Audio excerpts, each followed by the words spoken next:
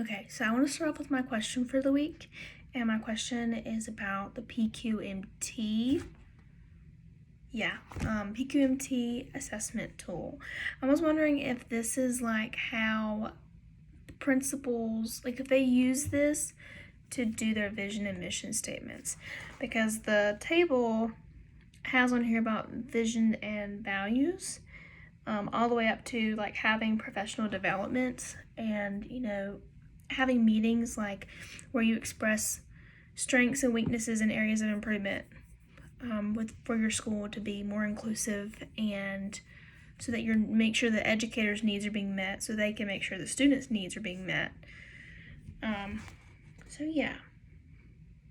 Is this like how they do their vision and mission statements?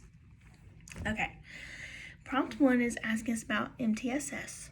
I have discussed this in other classes before, and so I had a basic knowledge of like what each tier stood for. I guess the newest thing to me from the book was actually having a chart like this one, where in here it's talking about like what actually needs to be happening in each tier before you start pulling back and adding more support and throwing accommodations and modifications in there. So I just never had like an actual visual like this to go off of, so that was new to me. And then of course just reading about all of it, and different concepts like that.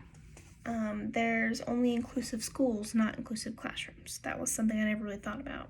That it needs to be an inclusive school environment so that students aren't just in your classroom and feel welcome and they go somewhere else and they don't, and then they just shut down. Prompt 2 is just like a basic like what resonated with you from these readings. So my main thing from modifying schoolwork was that teachers need to be adaptable, if not more, than we expect our students to be. We need to realize what's not working and change ourselves, change our classroom environment, change what we're trying to teach and how we're teaching it in order for the students to succeed. We talk about that in other classes, but I guess it was just said again in this book, and I wrote a sticky note about it, and I really liked how it was worded. It says that an inclusive environment emphasizes the value of equality, democracy, and diversity.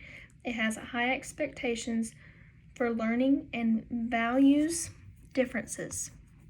And I really loved that definition. So that was again from Modifying Schoolwork.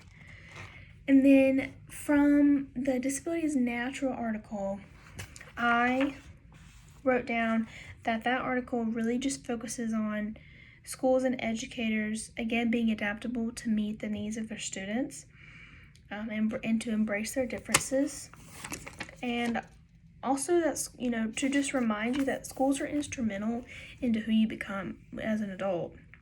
And so how we act as teachers and educators and adults around these students is how they're going to have an outlook on life. We impact students just as much as their parents do. They're with us just as much, if not more, than they are with their parents most of the time.